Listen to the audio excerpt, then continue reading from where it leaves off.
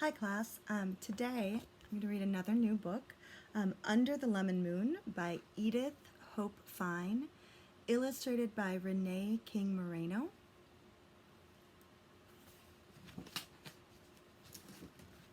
Under the Lemon Moon.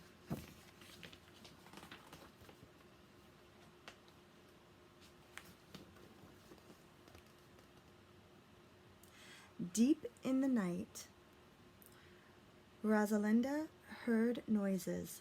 Whoosh, shh, snap.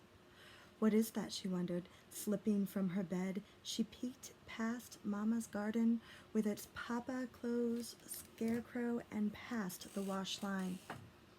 Way back by the lemon tree, something was moving.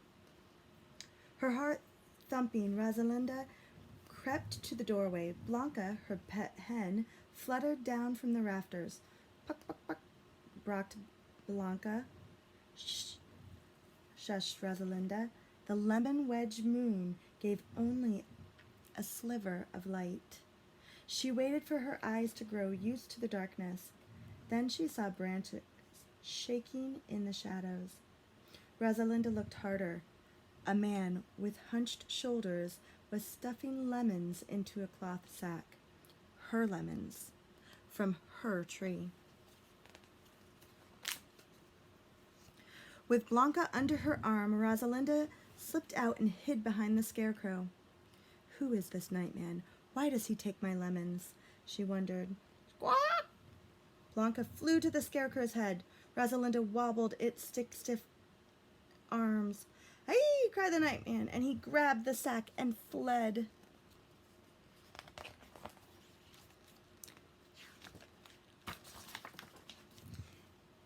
In the morning, Rosalinda touched the stump of a broken branch. Not a single lemon was left on the whole tree. A tear slid down her cheek. Oy, mi abuelito, abuelito, my little tree. Rosalinda crooned a sad song as Blanca barked about. She loved her lemon tree almost as much as she loved Blanca. Why, Blanca, why did he do this? Rosalinda asked, clutching a bundle of twigs. Blanca's feathers drooped. By the end of the week, many of the leaves of the yellow... I'm going to start over. By the end of the week, many leaves of the lemon tree were yellow. Some had fallen. Rosalinda's worries got bigger. First the nightman, now her tree was sick. After breakfast, Rosalinda listened to the thrum-thrum of Mama's loom. I must do something, Rosalinda told her parents. Perhaps we can help, Mama suggested, soothing Rosalinda's long hair. A neighbor or a friend or your abuela, added Papa with a hug. He turned back to his workbench. Rosalinda set out.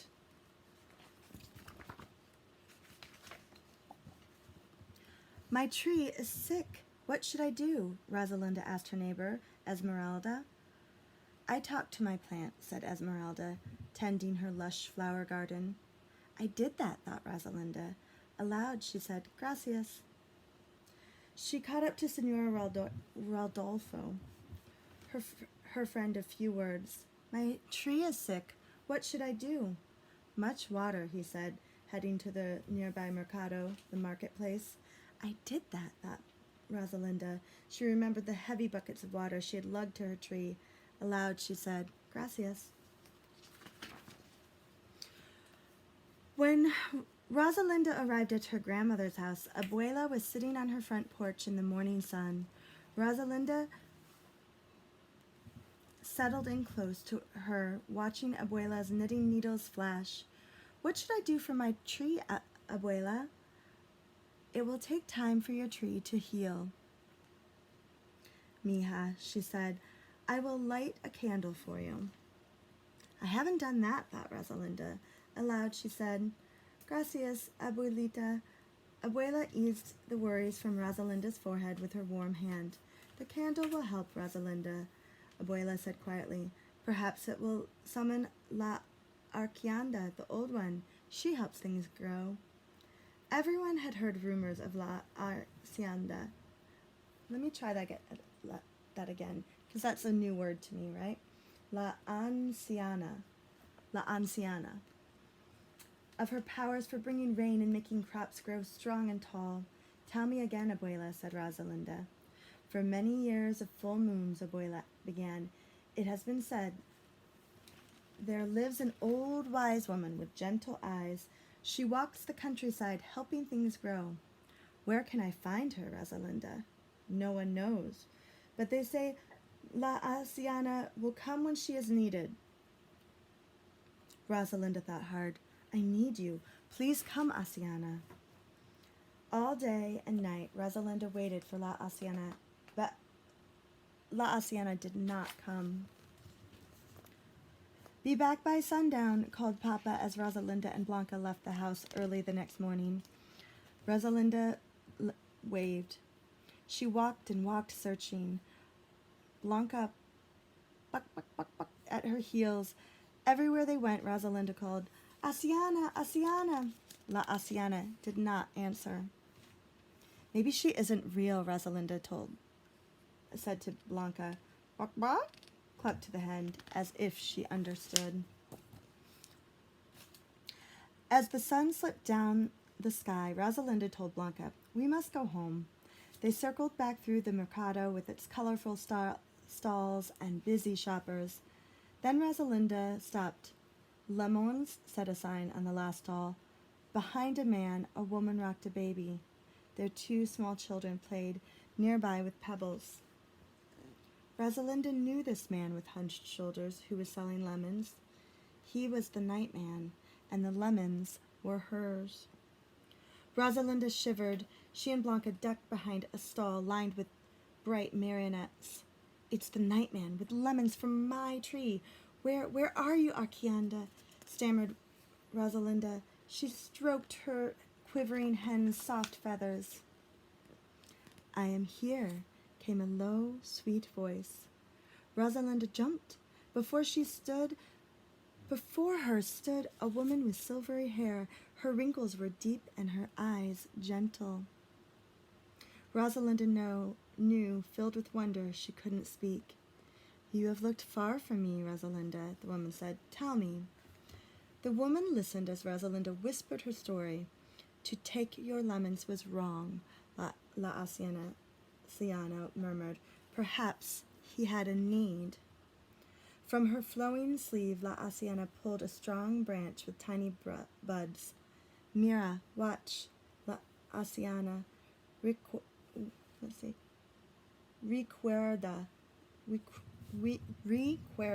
Remember, the moon will be full tonight. Rosalinda listened with her heart and mind as La Anciana spoke of how to heal the lemon tree. That night, Rosalinda crept outside under the lemon moon. She closed her eyes. Mira y recuerda. Watch and remember. Rosalinda tore an old rag into strips. She held La Anciana's branch against the stump of the broken branch of her lemon tree. They fit together as naturally as a fat lemon fit in Rosalinda's cupped hands.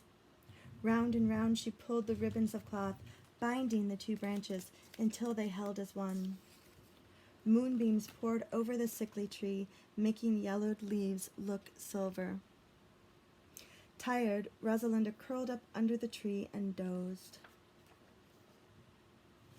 She woke with a start when Blanca brought. Rosalinda rubbed her eyes, astonished. Her tree glowed golden in the night, dripping with lemons as big and round as baby moons. Arms wide, Rosalinda danced around the shimmering lemon tree. Blanca followed, wings aflutter. The next morning, Rosalinda told Blanca, I know what to do. She piled fat yellow lemons into a wooden cart. Blanca perched on the lemon pyramid. Off they went together. Friends and neighbors greeted her along the way. One by one, Rosalinda gave away the amazing lemons. Que grandes, how big, gracias, said Esmeralda. Hermanos. Let me try this word. Hermoso, said Senor Rodolfo. Lovely. Que jugosa, How juicy. Gracias, said Abuela. When Rosalinda had given away all but one of her lemons, she headed back to the stall of the mercado. Rosalinda stared at the nightman, and he stared back. Then her hand touched his cold, rough hand, and she gave him her last fat lemon. Lo siento. I am sorry. The man lowered his eyes. Rosalinda found her voice. Siempre las semillas. Plant the seeds, she told him. Do it tonight, when the moon is still full. The man was quiet. He tilted his head towards his family with their worn clothes and hungry faces. For you and for them, Rosalinda, said Rosalinda. I will do as you tell me, he said. Rosalinda smiled. With a buck, buck, buck, Blanca flip-flopped into the little cart for the ride home.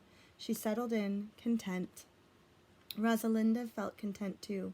Except for one fat hen, Rosalinda's cart was empty, but her heart was as full as the lemon moon.